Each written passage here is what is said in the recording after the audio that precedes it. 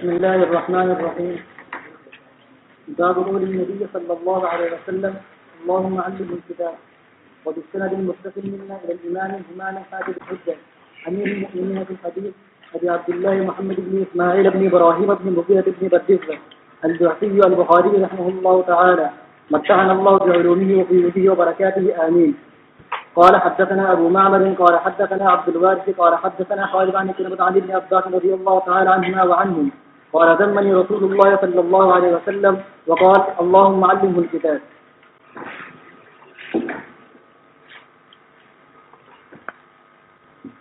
بسم الله الرحمن الرحيم الحمد لله رب العالمين والصلاة والسلام على رسوله الكريم وعلى آله وأصحابه أجمعين أما بعد. نبی کریم صلی اللہ علیہ وسلم کا یہ دعا دینا حضرت عبداللہ ابن عباس کو کہ اللہ ان کو کتاب کا علم عطا فرما، یہ بات امام بخاری رحمۃ اللہ علیہ نے اس کی تراجم ذکر فرمایا ہے، اس لیے کہ پچھلی حدیث میں حضرت عبداللہ ابن عباس اور حر ابن قیس کے درمیان اختلاف ہوا تھا کہ حضرت موسیٰ علیہ السلام جن صاحب کے پاس گئے تھے وہ کون تھے، تو حضرت عبداللہ ابن عباس نے کہا کہ خضر علیہ السلام تھے، اور حر ابن قیس کا کچھ اور خیال تھا۔ پھر یہ معاملہ حضرت ابی ابن کعب رضی اللہ عنہ کے سامنے پیش ہوا تو حضرت ابی ابن کعب نے عبداللہ ابن عباس کی تائید فرمائی، تو عبداللہ ابن عباس کی سے ایک فضیلت ظاہر ہوئی کہ تو ان کا جو اختلاف ہوا تھا حضرت ابن قیس سے، اس میں عبداللہ ابن عباس جس کا قول راجح قرار پایا، تو اس کی مناسبت سے امام بخاری رحمۃ اللہ علیہ نے یہ بات قائم کرتے وہ حدیث ذکر کی ہے کہ نبی کریم صلی اللہ علیہ وسلم نے ان کے حق میں دعا فرمائی ہے۔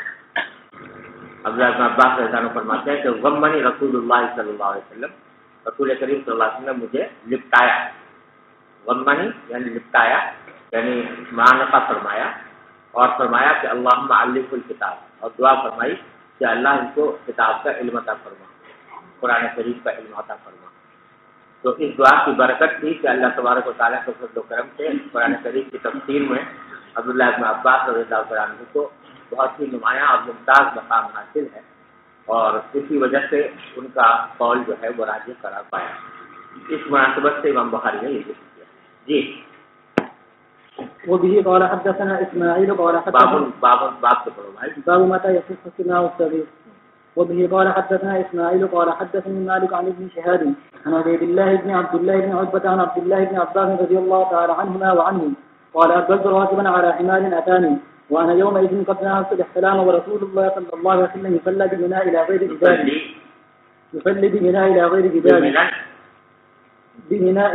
جدار فمررت بين يدي بعض الصف وأرسلت الأتان ترته ودخلت في الصف فلم ينكر ذلك علي. وبه قال حدثنا محمد بن يوسف قال حدثنا أبو مسهر قال حدثنا محمد بن حرب قال حدثنا الزبيدي عن الزهري عن محمود بن الربيع قال عدد من النبي صلى الله عليه وسلم مجة في وجهه وأنبذ 5 سنين من ذلبي. یہ باب قائم فرمایا ہے باب متى يصح السماع الصغير، کہ بچے کا کسی حدیث کو سننا کب صحیح ہوتا ہے۔ یہ ایک مسئلہ ہے جو اصول حدیث میں محدثین کے درمیان زیر بحث آیا ہے کہ آیا کسی بچے نے کوئی حدیث سنی ہو نبی کریم صلی اللہ علیہ وسلم سے، یا آپ کا کوئی واقعہ دیکھا ہو اور وہ اس کو روایت کرے، تو آیا اس بچے کی روایت قابل قبول ہے یا نہیں؟ تو کس عمر کے اندر، کتنی عمر کے اندر بچے کا سماع کرنا صحیح ہو سکتا ہے؟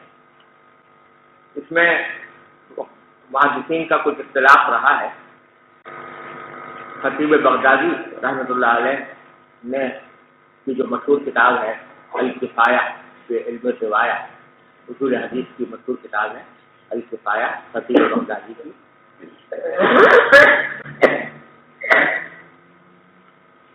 اس میں انہوں نے حضرت یحییٰ بن معین رحمہ اللہ کا قول نقل کیا ہے۔ یحییٰ بن معین جو ہے وہ جرح و تعدیل کے امام ہیں، رجال کے امام ہیں، ان کا یہ قول نقل کیا ہے کہ سماع کے لیے بلوغ ضروری ہے، یعنی نابالغ بچے کا سماع معتبر ہے، جب تک بالغ نہ ہو جائے اس وقت تک وہ اگر کوئی حدیث سننے کا دعویٰ کرتا ہے کہ میں نے فلاں حدیث سنی تھی نبی کریم صلی اللہ علیہ وسلم سے، اور بعد میں روایت کرتا ہے، چاہے روایت کرتا ہو بلوغ کے بعد، لیکن واقعہ بیان کرتا ہے کہ جب میں نابالغ تھا تو اس وقت میں نے رسول کریم صلی اللہ علیہ وسلم سے یہ بات سنی تھی یا آپ کا یہ فعل دیکھا تھا، تو یحییٰ بن معین کا یہ قول نقل کیا ہے کہ وہ معتبر نہیں۔ حدیث کے معتبر ہونے کے ضروری ہے کہ جس وقت کا واقعہ کوئی صحابی بیان کروا رہے ہیں یا کوئی راوی بیان کر رہے ہیں تو اس وقت وہ خود بالغ ہو، نابالغ ہونے کی حالت میں اگر کوئی بات دیکھی ہے یا سنی ہے تو اس کا اعتبار نہیں۔ یہ یحییٰ بن معین کی طرف منسوخ کیا ہے خطیب بغدادی، اور وہ استدلال کرتے ہیں اس واقعے سے کہ عبداللہ بن عمر رضی اللہ تعالیٰ عنہ کو غزوہ احد میں نبی کریم صلی اللہ علیہ وسلم کے سامنے پیش کیا گیا تو اس وقت تک وہ بالغ نہیں ہوئے تھے، تو آپ نے ان کو غزوہ احد میں جانے کی اجازت نہیں دی۔ بعد میں غزوہ احزاب کا جب موقع آیا تو اس وقت وہ بالغ ہو چکے تھے، تو آپ نے ان کو غزوے میں جانے کی اجازت دی۔ اس سے وہ استدلال کر رہے ہیں کہ جس طرح جہاد میں جانے کے لیے بلوغ شرط ہے، اسی طرح سماع حدیث کے لیے بھی بلوغ شرط ہے۔ لیکن دوسرے محدثین نے فرمایا کہ یہ قیاس درست نہیں، کیونکہ جہاد میں ضرورت ہوتی ہے جسمانی قوت کی، اور جسمانی قوت بلوغ سے پہلے عام طور سے حاصل نہیں ہوتی، اس واسطے آپ نے نابالغ کو اجازت نہیں دی جہاد میں جانے کی۔ لیکن جہاں تک حدیث کے سماع کا تعلق ہے تو اس کا تعلق کو جسمانی قوت سے نہیں ہے بلکہ ذہنی صلاحیت سے ہے۔ اگر صلاحیت ہے تو وہ حدیث کو سمجھ بھی سکتا ہے، واقعہ کوئی دیکھا ہو تو اس کا بھی ادراک اس کو ہو سکتا ہے، اس واسطے جہاد کے اوپر قیاس نہیں کیا جا سکتا سماع حدیث سے۔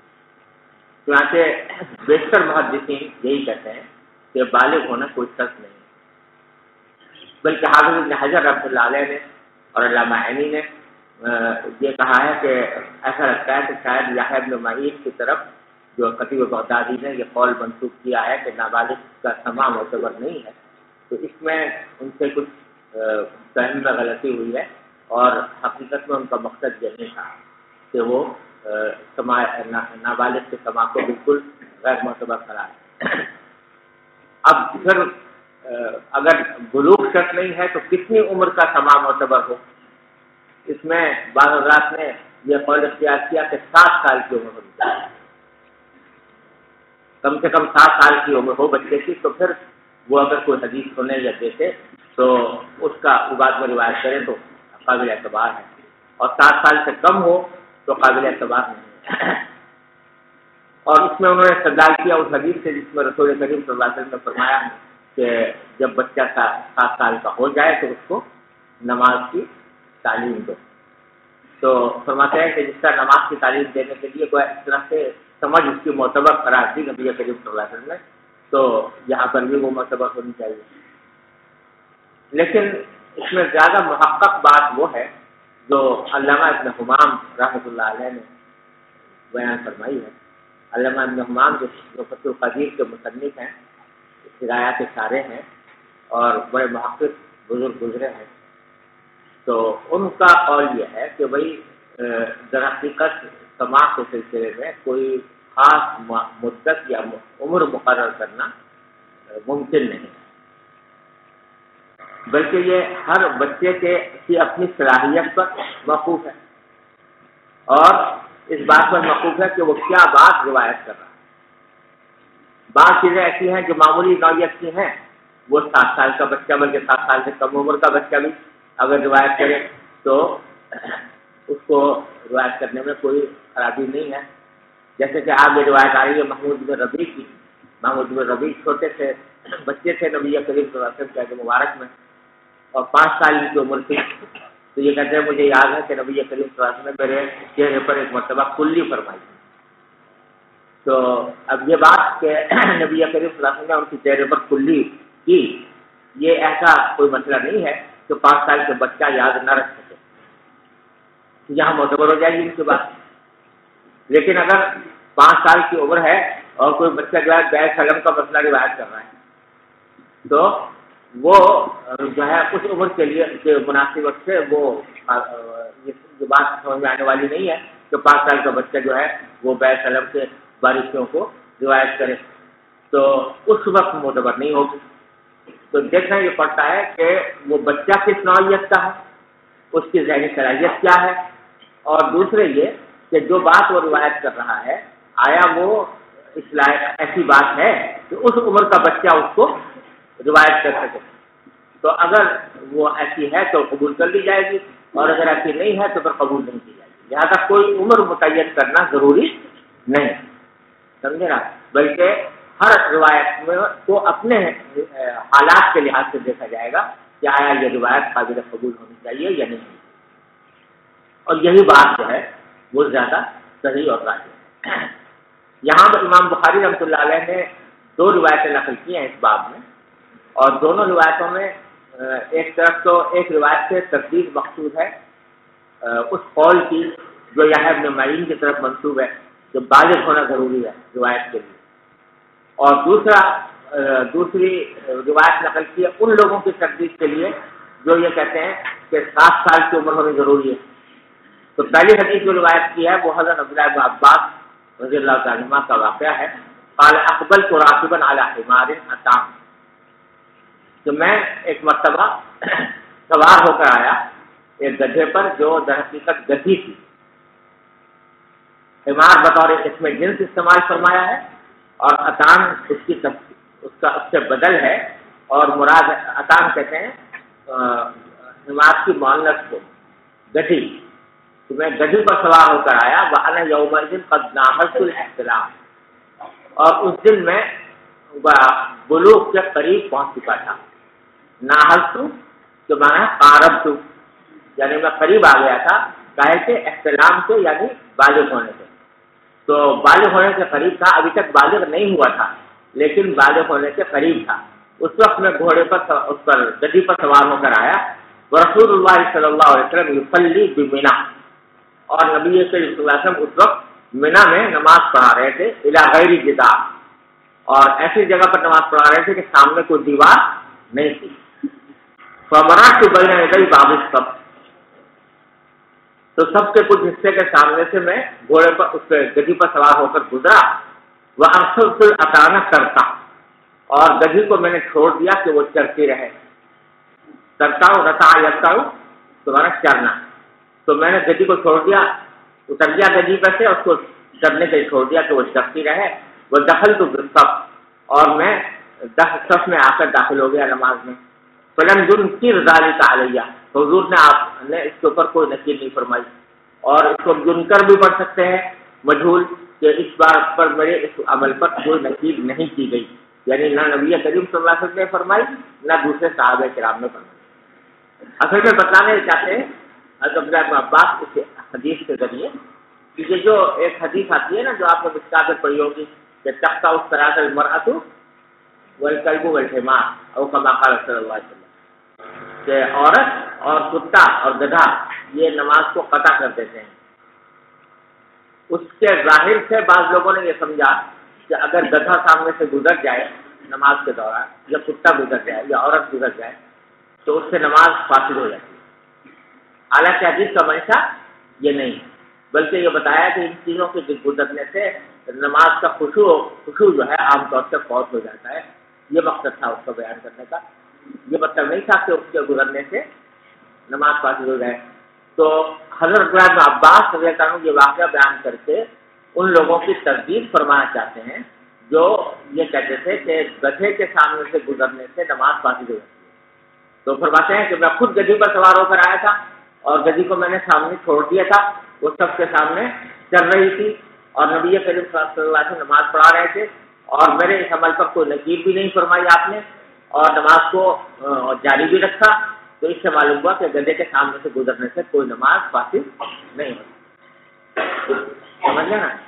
اب یہاں لانے کا منشا یہ ہے کہ عبداللہ بن عباس رضی اللہ تعالیٰ فرما رہے ہیں کہ میں اس وقت تک بالغ نہیں ہوا تھا، نابالغ تھا. نابالغ ہونے کی حالت میں وہ یہ واقعہ بیان کر رہے ہیں، اور یہ واقعہ جو ہے وہ اس زمانے کا ہے جب کہ نابالغ تھے، اور وقت بھی اور اسی وقت میں انہوں نے یہ واقعہ دیکھا اور نبی کریم صلی اللہ علیہ وسلم کو نماز پڑھتے ہوئے دیکھا، سب میں داخل ہوئے. یہ ساری باتیں انہوں نے بیان کی ہے اور اس کو رد کرنے کی کوئی وجہ نہیں. تو معلوم ہوا کہ نابالغ کی روایت بھی معتبر ہے، نابالغ کا سماع بھی معتبر ہے. یہ پہلی حدیث کو اس مقصد کے لیے لائے ہیں کہ جو لوگ یہ کہتے ہیں کہ بالغ ہونا ضروری ہے تحمل روایت کے لیے اور سماع روایت کے لیے، یہ ان کی تردید کر رہی ہے کہ عبداللہ ابن عباس نابالغ تھے، اس کے باوجود آپ نے ان کے یہ ساری یہ روایت جو ہے سب لوگوں نے قبول کی ہے، اور اس سے مسئلہ بھی نکالا ہے کہ وہی گدھے کے سامنے سے گزرنے سے نماز فاسد نہیں ہے. دوسری حدیث روایت کی ہے، فرمایا حدثنا محمد بن یوسف قال حدثنا ابو مسر قال حدثني محمد بن حرب قال حدثني الزبيدي عن الزهري عن محمود بن ربيع. یہ حضرت محمود بن ربیع رضی اللہ تعالیٰ عنہ ہیں، بالکل صغار صحابہ میں سے. وہ فرماتے ہیں کہ عقلت من النبی صلی اللہ علیہ وسلم مجتن مجہا فی وجہ. مجھے یاد ہے، عقلت میں نے محفوظ رکھا، میں نے سمجھا. لفظ معنی سمجھنے کے ہوتے ہیں، عقلت یعنی سمجھا، مراد ہے یاد رکھا. میں نے یاد رکھا نبی کریم صلی اللہ علیہ وسلم سے ایک کلی کو جو آپ نے میرے چہرے پر فرمائی تھی. وَأَنَا ابْنُ 5 سنین، جبکہ میں 5 سال کی عمر کا تھا. من دلو، اور یہ ایک ڈول سے پانی لے کر آپ نے کلی فرمائی. تو یہاں کلی جو فرمائی یہ بظاہر جیسے ایک بچہ ہے اور نبی کریم صلی اللہ علیہ وسلم اس کے پاس سے گزرے ہیں، تو آپ نے بطور بچے کے ساتھ ایک مداعبت سے آپ نے اس کے اوپر کلی فرمائی. تو لیکن یہ ان کے لیے بڑی عظیم برکت کا ذریعہ تھا کہ نبی کریم صلی اللہ علیہ وسلم کی کلی ان کے چہرے پر لگی، تو یہ عظیم سعادت ان کو حاصل ہوئی اور یہ ان کو یاد بھی رہی. تو اب یہ جو واقعہ بیان کر رہے ہیں یہ اس وقت کا بیان کر رہے ہیں جبکہ ان کی عمر کل 5 سال کی. اور واقعہ بھی ایسا ہے کہ کسی 5 سال کے بچے کو یاد رہنا کوئی متعذر نہیں، کوئی مشکل بھی نہیں. اور محدثین نے ان کی اس بات کو قبول بھی کیا ہے. تو معلوم ہے 7 سال کی عمر بھی ضروری نہیں ہے، بلکہ اگر کم عمر ہو اور وہ کوئی ایسی بات روایت کرے جو اس عمر کا بچہ روایت کر سکتا ہے تو اس کے قبول کرنے میں کوئی حرج نہیں. یہ باب الخروج في طلب العلم. ورحل جابر بن عبد الله مسيرة شهر إلى عبد الله بن مليك في حديث واحد. وبه قال حدثنا أبو القاسم خالد بن خليل قال حمزة قال حدثنا محمد بن حرب قال الأوزاعي قال أخبرنا الزهري عن عبيد الله بن عبد الله بن عتبة بن مسعود عن ابن عباس رضي الله تعالى عنهما وعنهم أنه تمارى هو والحر بن قيس بن حسن الفراري في صاحب موسى فمر بها أبي بن كعب فمر بهما أبي بن كعب فدعاه ابن عباس رضي الله تعالى عنهم فقال إني تماريت أنا وصاحبي هذا في سهل موسى الذي سأل السبيل إلى لقيه هل سمعت رسول الله صلى الله عليه وسلم يذكر شأنه؟ فقال أبي نعم سمعت رسول الله صلى الله عليه وسلم يذكر شأنه يقول بينما موسى في ملئ من بني إسرائيل جاءه رجل فقال هل تعلم أحدا أعلم منك؟ قال موسى لا. فأوحى الله إلى موسى بلى عبدنا خضر فسأل السبيل إلى لقيه فجعل الله له الحوت آية وقيل له إذا فقدت الحوت فرجع فإنك فتلقاه. فكان موسى يتبع أثر الحوت في البحر فقال فتى موسى لموسى أرأيت إذ أوينا إلى الصخرة فإني نسير الحوت وما أمكانه إلا الشيطان أن أذكره. قال موسى ذلك ما كنا نبغي فارتد على آثارهما قصصا فوجد خضرا فكان من شأنها ما قص الله في كتابه. باب الخروج فی طلب العلم. اس باب میں یہ بتانا مقصود ہے کہ علم کی طلب کرنے کے لیے اپنے گھر سے نکلنا اور سفر کرنا یہ بھی نہ صرف مشروع ہے اور جائز ہے بلکہ فضیلت رکھتا ہے. یعنی علم کی تحصیل کے لیے آدمی کو یہ نہیں سوچنا چاہیے کہ بس بھائی اپنے وطن میں جتنا مل گیا تو بس اتنا ہی حاصل کروں، کہیں اور نہ جاؤں۔ چنانچہ اس میں ایک واقعہ تو تجوز الباب میں امام بخاری نے ذکر کیا ہے کہ رحل جابر بن عبداللہ رضی اللہ عنہ مسیرۃ الشہر الی عبداللہ بن حنیف فی حدیث واحد۔ حضرت جابر بن عبداللہ رضی اللہ عنہ نے سفر کیا، رحل سفر کیا، کتنا سفر کیا؟ مسیرۃ الشہر، 1 مہینے کی مسافت کا سفر کیا عبداللہ بن حنیف رضی اللہ عنہ کے پاس، اور کس لیے کیا؟ صرف ایک حدیث کے طلب کرنے کے لیے، ایک حدیث ان سے سننے کے لیے۔ اللہ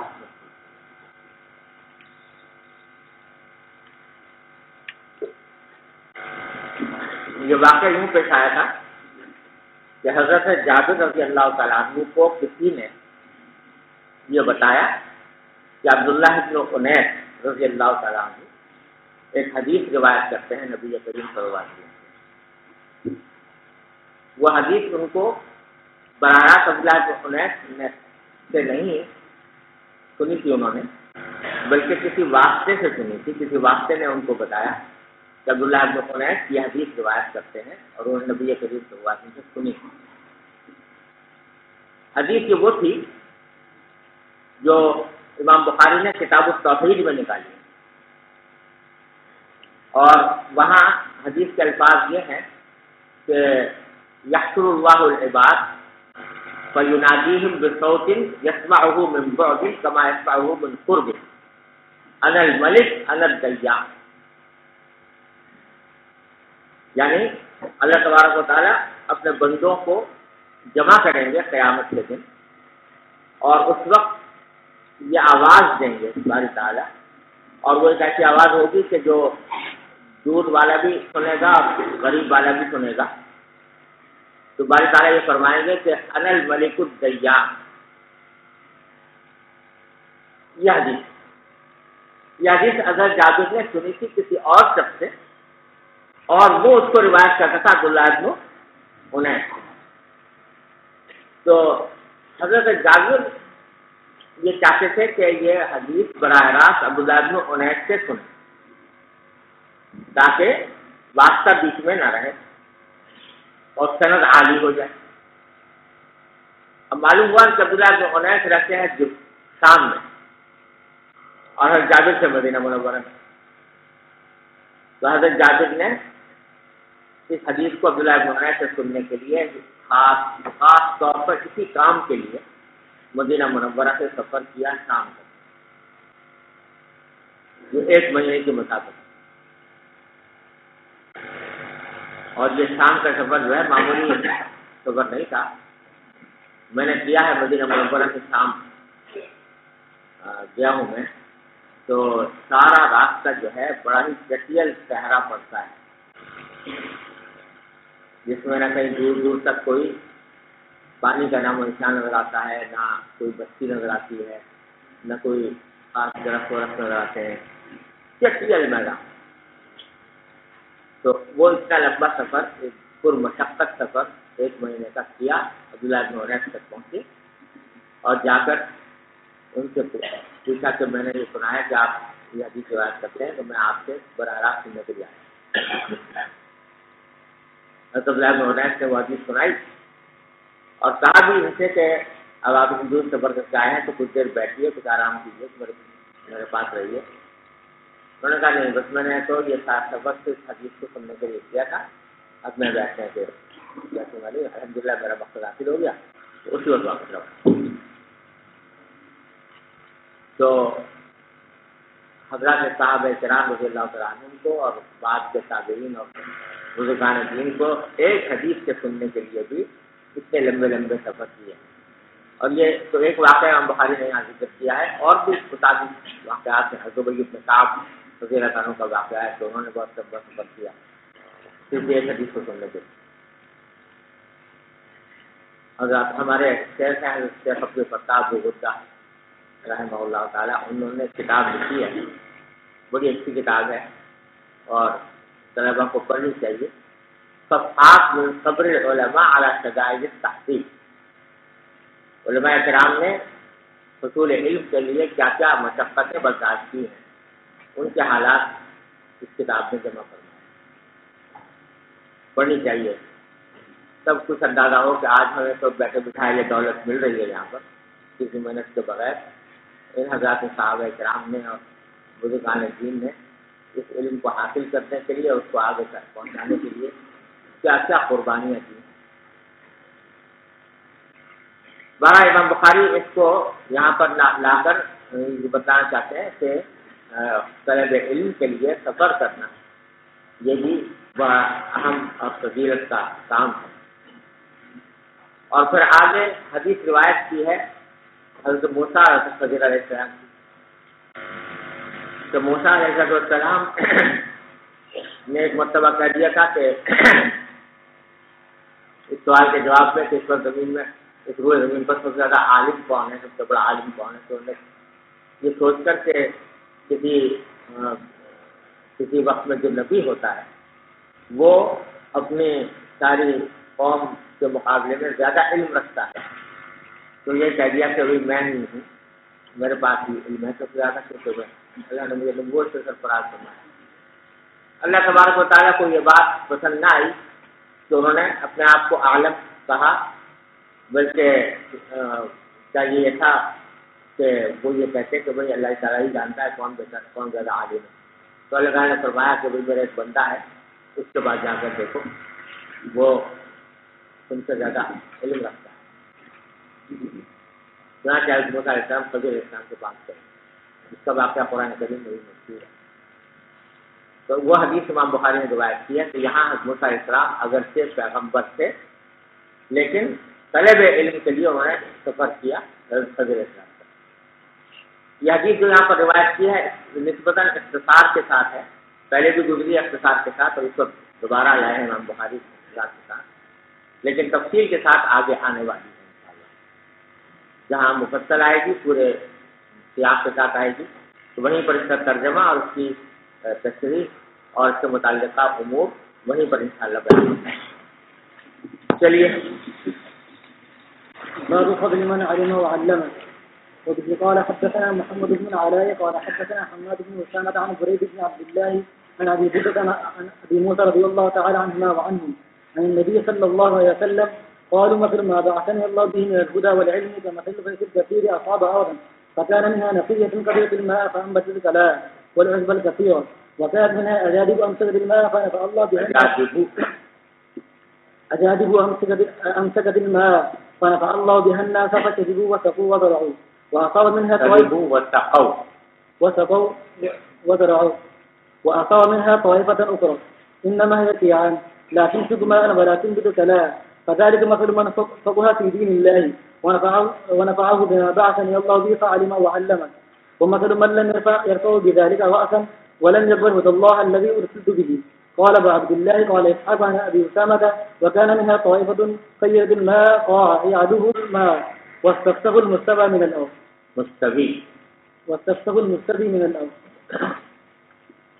باب فضل من علم وعلم، اس شخص کی فضیلت جس نے خود بھی علم حاصل کیا اور دوسروں کو علم پڑھایا بھی سکھایا بھی۔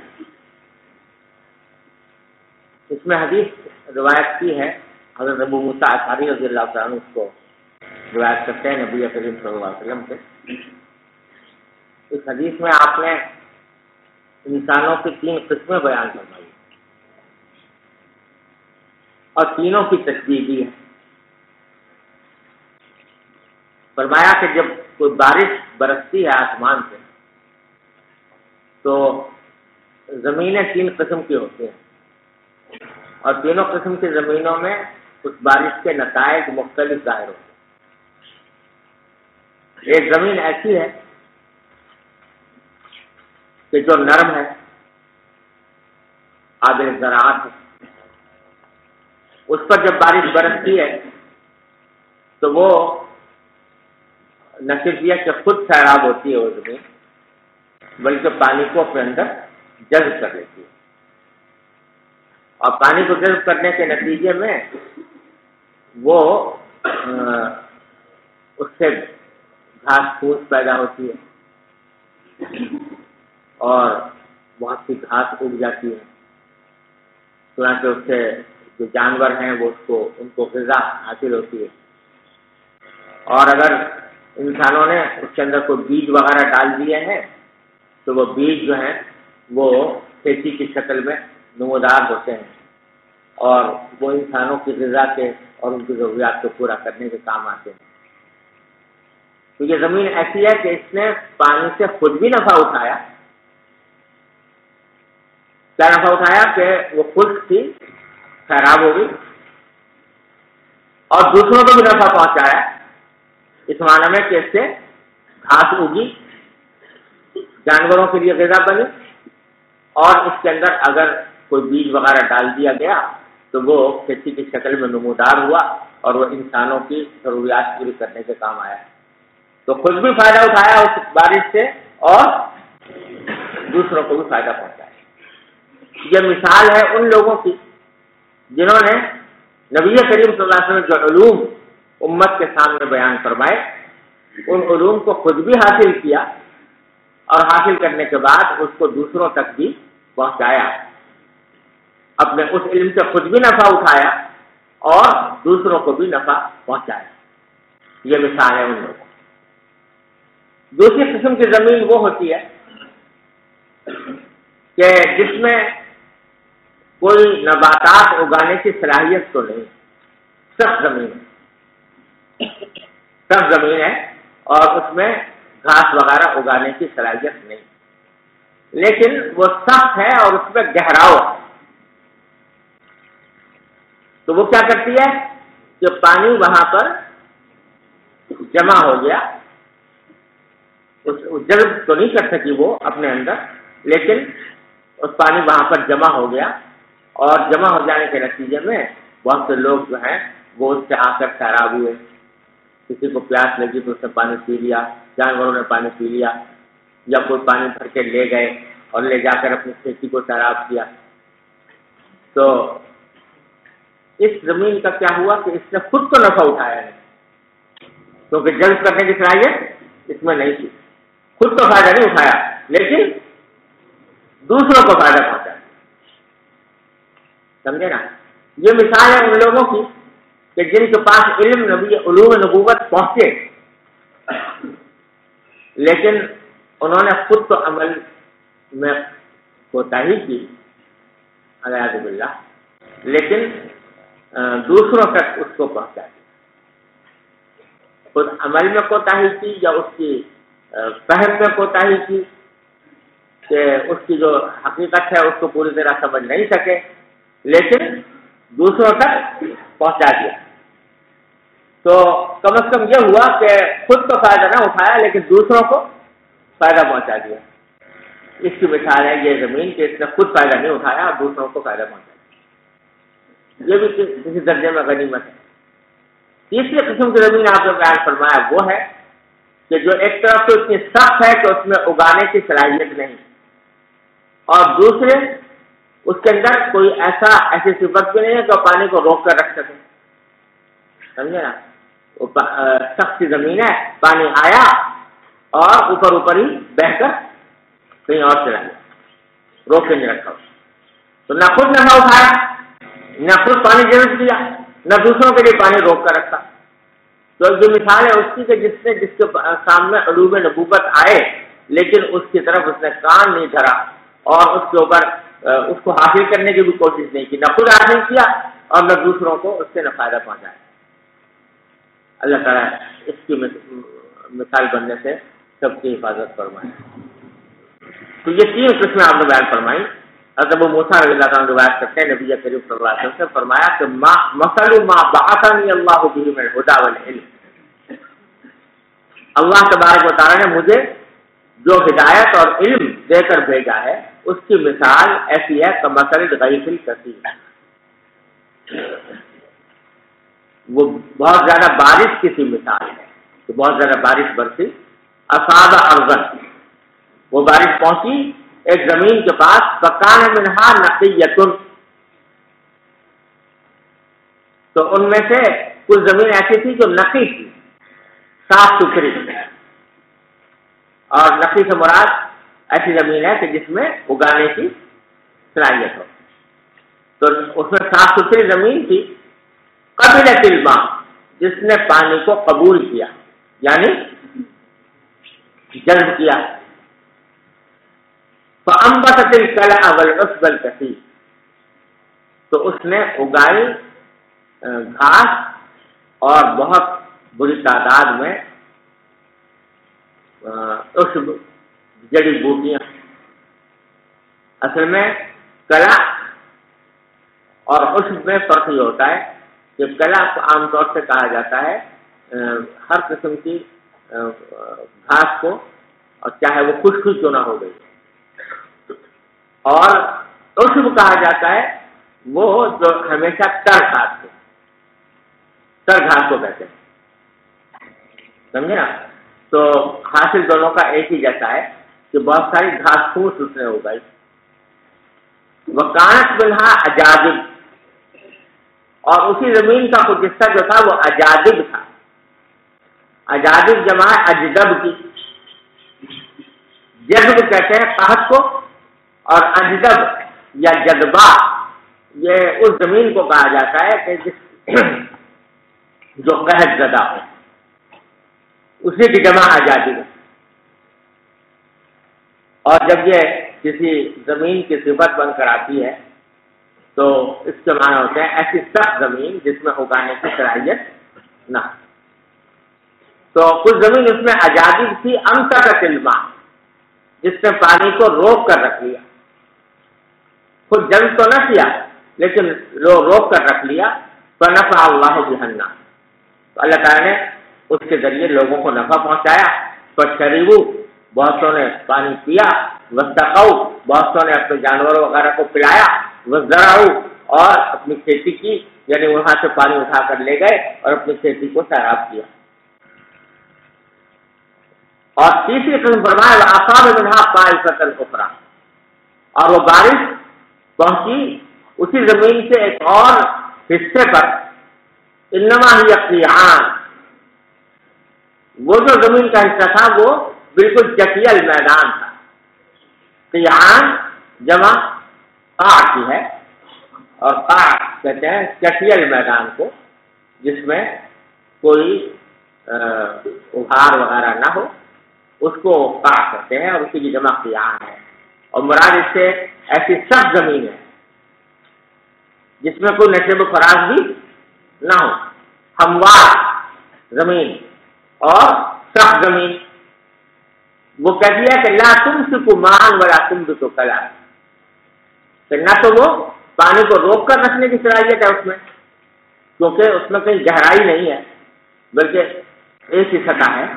اور ولا تنبت کلا، اور نہ اس میں کوئی گھاس اگانے کی صلاحیت ہے. تو اس لیے نہ تو خود جذب کیا پانی کو، نہ دوسروں کے لیے روک کر رکھا، نہ کوئی گھاس وغیرہ اگائی، بس پانی آیا اور گزر گیا اس کے اوپر. تو آپ نے فرمایا فذلک مثل من فقہ فی دین اللہ، یہ مثال ہے اس شخص کی جو اللہ کے دین میں تفقہ حاصل کرے. ونفعہ، اور اللہ تعالیٰ نے جس کو نفع پہنچایا بما بعثنی اللہ، اس علم سے جو اللہ تعالیٰ نے مجھے دے کر بھیجا ہے. فعلم وعلم، تو اس نے خود بھی علم حاصل کیا، دوسروں کو بھی سکھایا. ومثل من لم يرفع بذلك رأسا، اور یہ مثال دوسری مثال اس کی ہے کہ جس نے کہ اپنا سر اٹھا کے بھی نہیں دیکھا اس ہدایت کی طرف جو اللہ تعالیٰ کی طرف سے نبی کریم صلی اللہ علیہ وسلم کے ذریعے بھیجی گئی تھی. اس کے اوپر اپنا سر بھی نہیں اٹھایا کہ اس کو سر اٹھا کر ذرا سمجھنے کی کوشش کرتا. وَلَمْ يَقْبَلْ هُدَى اللَّهِ الَّذِي أُرْسِلْتُ بِهِ، اور جس نے اللہ کی اس ہدایت کو قبول نہیں کیا جو دے کر مجھے بھیجا گیا تھا. ارے سمجھ جاؤ، اس دوسری قسم جو بیان فرمائی اس میں بھی دو قسمیں ہیں. ایک یہ کہ خود تو فائدہ نہیں اٹھایا لیکن دوسرے کو فائدہ پہنچا دیا، اور ایک وہ جس کو نہ خود فائدہ اٹھایا نہ دوسروں کو فائدہ پہنچایا. قال ابو عبداللہ قال اسحاق بن ابی اسامہ وقال منها طائفة قيلت الماء. امام بخاری فرماتے ہیں کہ اوپر کی روایت میں تو یہ ہے نا کہ قبلت الماء، قال منها نقیۃ قبلت الماء، تو یہاں دوسری روایت نقل کی کہ اسحاق ابن راہویہ نے اس کو ابو اسامہ سے روایت کیا ہے، تو وہاں قبیلت کے بجائے قیلت کان منہا طائفۃ قیلت الماء. ارے سمجھو، تو قیلہ کے معنی کیا ہوتے ہیں؟ جمع کر لینا، پانی کو جمع کر لینا. تو روایتیں دونوں ہیں، قبیلت بھی اور قیلت بھی، لیکن زیادہ روایت جو ہے وہ قبیلت کی زیادہ مشہور ہے. آگے پھر چونکہ قیعان کا لفظ آ گیا تھا نا، تو امام بخاری کا یہ بھی طریقہ ہے کہ بعض اوقات وہ حدیث میں آنے والے الفاظ کی لغوی تشریح بھی کرتے ہیں، اور نہ صرف ان الفاظ کی کرتے ہیں بلکہ اس سے ملتے جلتے الفاظ جہاں قرآن کریم میں آئے ہوتے ہیں اس کی بھی تشریح کر دیتے ہیں. تو قاع کو کہہ دیا کہ قاع جو ہے یعلوہ الماء، کہ قاع اس میدان کو یا جٹیل میدان کہتے ہیں جس کے اوپر سے پانی گزر جاتا ہے، یعنی ٹھہرتا نہیں ہے بلکہ گزر کے چلا جاتا ہے. وَالصَّفْصَفْ الْمُسْتَوِي، اور صف کہتے ہیں اس زمین کو جو ہموار ہو. پڑھ میں قاع صف اللہ تعالیٰ کی عوجم ولا امتا، تو سب آیا تھا نا قرآن کریم میں، تو اس کے قاع کے ساتھ اس بات اس کی بھی تشریح کر دی کہ یہ ہموار زمین کو کہا جاتا ہے. جی باب رفع العلم وظهور الجهل. وقال ربيعة لا ينبغي لأحد عنده شيء من العلم أن يضيع نفسه. وبه قال حدثنا عمران بن ميسرة قال حدثنا عبد الوارث عن أبي التياح عن أنس رضي الله تعالى عنهما وعنهم قال رسول الله صلى الله عليه وسلم إن من أشراط الساعة أن يرفع العلم ويثبت الجهل وتشرب الخمر ويظهر الزنا. وبه قال حدثنا مسدد قال حدثنا يحيى بن سعيد عن شعبة عن قتادة عن أنس رضي الله تعالى عنهما وعنهم قال لو حدثنكم حديثا لا يحدثكم أحد بعدي سمعت رسول الله صلى الله عليه وسلم يقول إن من أشراط الساعة أن يقل العلم ويظهر الجهل ويظهر الزنا وتكثر النساء ويقل الرجال حتى يكون ل50 امرأة القيم الواحد. یہ باب ہے کہ رفع العلم وظہور الجہل. ایک وقت ایسا آئے گا قیامت سے پہلے جب کہ علم اٹھا لیا جائے گا اور جہالت پھیل جائے گی، ظاہر ہو جائے گی. اب اس میں تدوت الباب میں تعلیقاً قول نقل کیا ہے حضرت ربیعۃ الرأی کا. یہ ربیعہ ان کا نام ہے اور رأی ان کا لقب، ربیعۃ الرأی. رأی پہلے زمانے میں کہتے تھے کہ فقہ کے اندر مشغول ہوتا تھا نا، اس کو ویسے ہی صاحب الرأی، رأی جس کو اردو میں رائے کہتے ہیں نا. تو جو لوگ فقہ میں مشغول ہوتے تھے، احکام شریعہ کے مستنبط کرنے میں مشغول ہوتے تھے، ان کو اصحاب الرأی کہا جاتا ہے. تو ربیعہ کے ساتھ یہ لقب لگا ہوا ہے. یہ امام مالک رحمۃ اللہ علیہ کا استاد ہے. یہ فرماتے ہیں کہ لا ينبغي لأحد عنده شيء من العلم، جس شخص کے پاس علم کا کچھ بھی حصہ موجود ہو اس کو یہ نہیں چاہیے کہ یضیع نفسہ، کہ اپنے آپ کو ضائع کرے. کیا مطلب؟ نصیحت یہ فرما رہے ہیں کہ اگر تمہارے پاس تھوڑا سا بھی علم ہے تو اپنے آپ کو ضائع نہ کرو. کس طرح نہ کرو؟ ایک تو ضائع کرنے کا مطلب یہ ہے کہ علم تو حاصل کر لیا لیکن پھر اس کو محفوظ نہیں رکھا، بھلا دیا، تو یہ اپنے آپ کو ضائع کرنا ہوا. دوسرا ضائع کرنے کا مطلب یہ ہے کہ علم تو حاصل کیا مگر عمل اس کے اوپر نہ کیا، یہ بھی علم کو ضائع کرنا ہے. اور تیسرے معنی ضائع کرنے کے یہ ہے کہ وہ علم تو اپنے پاس تھا، اب وہ علم کسی نااہل کو پڑھایا جس سے بجائے کوئی فائدہ پہنچنے سے نقصان ڈال دیتے. جیسے کوئی ایسے اہل فتنہ کو پڑھائے علم جو اس علم کو حاصل کر کے امت میں فتنہ پیدا کرے، تو یہ بھی اپنے آپ کو ضائع کرنا ہے، اپنے علم کو ضائع کرنا ہے. تو مطلب کہنے کا یہ ہے کہ جب اللہ تعالیٰ نے علم عطا فرمایا تو یہ اللہ تعالیٰ کی بہت بڑی عظیم نعمت ہے جو کسی شخص کو حاصل ہوئی۔ اب اس کو چاہیے کہ علم کی نعمت کی قدر کرے اور اپنے آپ کو ضائع ہونے سے بچائے، جس کا مطلب یہ ہے کہ ایک طرف نہ تو اس کو بھلائے اس علم کو، اس کو یاد رکھنے کی کوشش کرے، اس کو محفوظ رکھے، دوسرا یہ کہ جو علم حاصل کیا اس پر خود بھی عمل کرے، اور تیسرے یہ کہ وہ ایسے ہی لوگوں تک پہنچائے وہ علم جو اس کی قدر جاننے والے، قدر پہنچانے والے۔ نہ اہلوں کے سامنے اگر علم کی بات تم بیان کرنا شروع کر دو تو ان کو قدر تو کچھ ہوگی نہیں، اور اپنا وقت تمہارا ضائع ہوگا، تو اپنے آپ کو ضائع کرنا ہوگا۔ یہ تینوں باتیں اس میں داخل۔ اب آگے حدیث نقل کی ہے حضرت انس رضی اللہ تعالیٰ عنہ کی کہ نبی کریم صلی اللہ علیہ وسلم نے ارشاد فرمایا ان من اشراط الساعۃ ان یرفع العلم، قیامت کی علامتوں میں سے ایک علامت یہ ہے کہ علم اٹھا لیا جائے گا، ویثبت الجہل یا یثبت الجہل دونوں ہو سکتے ہیں، اور جہل جو ہے جہالت وہ ثابت ہو جائے گی یعنی پھیل جائے گی، اور تشرب الخمر اور شرابیں پی جائیں گی، ویظہر الزنا اللہ بچائے زنا کا عام رواج ہو جائے۔ یہ سب باتیں نبی کریم صلی اللہ علیہ وسلم نے علامات قیامت کے طور پر بیان کی۔ تو اس میں ایک علامت یہ ہے کہ علم اٹھا لیا جائے گا۔ کیا مانا کہ لوگوں میں سے جو علم کی روح ہے وہ ختم ہو جائے گی، اور کئی معنی میں علماء باقی نہیں رہے۔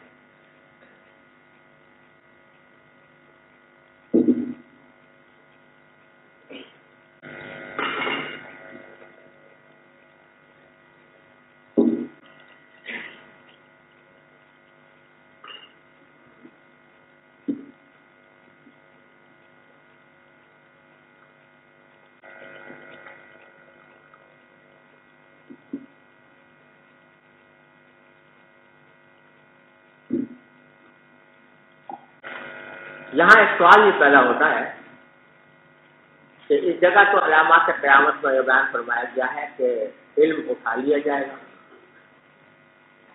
جہالت پھیل جائے گی، اور بعض روایتوں میں جن میں سے ایک روایت مسند احمد میں موجود ہے، یہ مذکور ہے کہ علم پھیل جائے، یفشل علم۔ اس میں دو روایتیں، یفشل علم اور یفشل قلم، قلم پھیل جائے گا اور ایک میں علم پھیل جائے گا۔ تو اس سے معلوم ہوتا ہے کہ قیامت کے قریب علم کم نہیں ہوگا بلکہ بڑھ جائے۔ تو بظاہر اس حدیث میں اور اس حدیث میں تعارض معلوم ہے، لیکن علماء کرام نے ان دونوں میں تصدیق یہ دی ہے کہ علم کے ایک معنی تو یہ ہے کہ ظاہری نقوش و حروف کا علم، یہ تو اس کی تو کثرت ہو جائے، جیسا کہ ہم آج دیکھ رہے ہیں کہ علم کے جو ذرائع ہیں وہ بہت بڑھ گئے ہیں پہلے کے مقابلے۔ آپ دیکھو پریس آ گیا، پہلے پریس نہیں تھا، آج سے کتابیں لکھی جاتی، اب پریس کے ذریعے چھپ گیا، ہزاروں نسخے ایک مرتبہ میں چھپ گئے، آرام سے تقسیم ہو رہے ہیں، لوگ لے رہے ہیں اور اپنے پاس رکھ رہے ہیں۔ پہلے فہرستوں کا رواج نہیں تھا، کتابوں کی مفصل فہرستیں نہیں ہوتی تھی، تو پوری کتاب پڑھے آدمی تو پھر اس سے کوئی حدیث وغیرہ نکالے۔ اب فہرستیں آ گئی ہیں، انڈیکسیں بن گئی، اب تو کمپیوٹر آ گیا ہے، اور کمپیوٹر سے آپ ایک انگلی دباؤ تو یہ لفظ کہاں ہے سب اس جگہ نکال کے لے آتا ہے۔ نئی نئی کتابیں لکھی جا رہی ہیں، پرانے مخطوطات جو نایاب ہو چکے تھے دوبارہ چھپ رہے ہیں، یہ سارا کچھ ہو رہا ہے، اور وہ کتابوں کا شمار ہے جو لگا ہوا ہے۔ تو اس معنی میں تو علم جو ہے بڑھ رہا ہے، یا اس میں پھیلاؤ پیدا ہو رہا ہے، اس کا رواج بڑھ رہا ہے۔ تو اس معنی میں تو وہ بات ہے جو حدیث میں فرمایا گیا کہ یکفر العلم یکفر القلب، لیکن دوسری طرف جہاں فرمایا گیا کہ علم اٹھا لیا جائے گا یا جہالت ظاہر ہو جائے گی، تو اس سے مراد یہ ہے کہ علم کی حقیقت ختم ہے۔ اب علم کو کوئی پڑھ رہا ہے، علم دین کو، اور مقصود نہ عمل کرنا ہے نہ دوسروں تک اس کی تبلیغ اور تبلیغ کرنی ہے، دعوت دینی ہے، مقصد صرف ایک فلسفہ ہے، ایک تاریخی طور پر۔ آج کل جو عام طور سے یونیورسٹیوں میں جو تعلیم ہو رہی ہے، اسلامیات کی تو ہے موجود تعلیم، اسلامک اسٹڈیز، اور خاص طور پر جو مغربی ملک ہیں اس میں غیر مسلم پڑھا رہے ہیں، اسلامک اسٹڈیز کے شعبے ہیں، اس میں لوگ ماسٹر کر رہے ہیں، پی ایچ ڈی کر رہے ہیں، ڈاکٹر بن رہے ہیں اسلامی علوم کے، سمجھے، اور غیر مسلم پڑھا رہے ہیں۔ غیر مسلم لوگ وہ اسلامی علوم کے اندر مہارت پیدا کر کے عربی انہوں نے پڑھی، قرآن انہوں نے پڑھا، حدیث انہوں نے پڑھی، فقہ انہوں نے پڑھا، اصول فقہ پڑھا کر کتابیں لکھی، اور استاد بنے ہوئے ہیں، جو یہاں تک کہ جو مسلمان بھی جاتے ہیں تو ان غیر مسلموں سے اسلام پڑھ کے آتے، سمجھے نا۔ اب کیا ہوتا ہے کہ وہ جو پڑھ رہے ہیں نا، وہ اس لیے نہیں کہ یہ کوئی برحق چیز ہے یا کوئی ایسی چیز ہے جس سے اپنی زندگی میں کوئی نفع اٹھانا ہے، بلکہ ایسا ہے جیسے کہ تم یونان کی تاریخ پڑھنے لگو آج، تو یونان کی تاریخ پڑھنے سے سوائے معلومات حاصل کرنے کے کچھ اور مقصود نہیں، اس سے کوئی اپنی زندگی میں کوئی وہ اثر انداز نہیں ہو سکتا۔ اسی طرح لوگ جو ہے اسلامیات کی اسلامی علوم کی تعلیم حاصل کر رہے ہوں گے کہ بس ایک تاریخی چیز ہے یا ایک نظریہ ہے، ایک فلسفہ ہے، اس کو پڑھ رہے ہیں، پڑھا رہے ہیں، اس کی معلومات حاصل کر رہے ہیں، اللہ اللہ، اس کے بعد کچھ نہیں۔ تو یہ حقیقت صورت تو علم کی موجود ہے، لیکن حقیقت اور روح نہیں، یہ ہے جس کو فرمایا گیا کہ وہ علم اٹھا لیا جائے گا، یعنی اس کی حقیقت فنا ہو جائے گی اور محض الفاظ اور نقوش کا علم رہ جائے۔ اس طرح تصویر دی ہے دونوں حدیثوں۔ تو جہاں خشوع اور رواج بیان کیا گیا ہے تو علم کے ظاہری صورت کا خشوع اور رواج، اور جہاں علم کی نفی کی گئی ہے وہاں علم کی حقیقت اور علم کی روح کا روح مراد ہے کہ وہ ختم ہو جائے۔ اور سمجھتے ہیں بھائی، اگلی حدیث بھی یہی ہے، انس رضی اللہ قال لأحدثنكم حديثا لا يحدثكم احد بعدي، حضرت فرما رہے ہیں کہ آج میں تم کو ایسی حدیث سناؤں گا کہ میرے بعد کوئی تم میں سے تم کو سنائے گا نہیں۔ یہ اس لیے کہ انس جو تھے بڑے، اللہ تعالیٰ نے ان کی عمر میں برکت عطا فرمائی تھی، 100 سال سے زیادہ ان کی عمر ہوئی، تو تقریباً بالکل صحابہ کرام میں یہ آخری صحابہ میں سے ہیں جو باقی رہ گئے تھے، اس لیے فرمایا کہ اب سن لو، میرے بعد کوئی براہ راست حدیث حضور سے سنی ہوئی بیان کرنے والا تمہیں نہیں ملے گا۔ سمعت رسول اللہ صلی اللہ علیہ وسلم یقول انما من اشراط الساعة ان يقل العلم ويظهر الجهل ويظهر الزنا وتكثر النساء، اس میں ایک اضافہ ہے کہ عورتوں کی کثرت ہو جائے،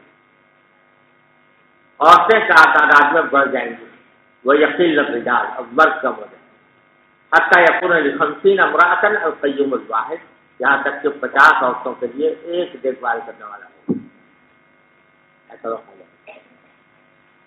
جہاں تک عورتوں کی کثرت کا تعلق ہے، یہ بھی ہمارے زمانے کے اندر ان کا پیدا ہو گیا، یہ صورتحال ظاہر ہو گئی ہے، خاص طور سے مغربی ملکوں، یورپ امریکہ میں جو ہے عورتوں کی تعداد زیادہ ہے مردوں کے مقابلے، اور جو ہے یہ جو فرمایا کہ 50 عورتوں کے لیے ایک قیم ہوگا، تو بعض لوگوں نے اس کو عدد کو تکثیر پر معمول کیا کہ خاص عدد 50 مراد نہیں ہے، بلکہ انہیں کہ بہت سی عورتوں کے لیے ایک ہی دیکھ بھال کرنے والا ہو۔ اور بعض رات نے کہا کہ نہیں، یہ تحدید کے لیے ہے اور باقی 50 عورتوں کے لیے قیم ہو جائے گا۔ کس وقت ہو سکتا ہے، کس وقت ہوگا، قیامت سے پہلے کبھی ایسا وقت پیدا ہوگا۔ تو صلی اللہ تعالیٰ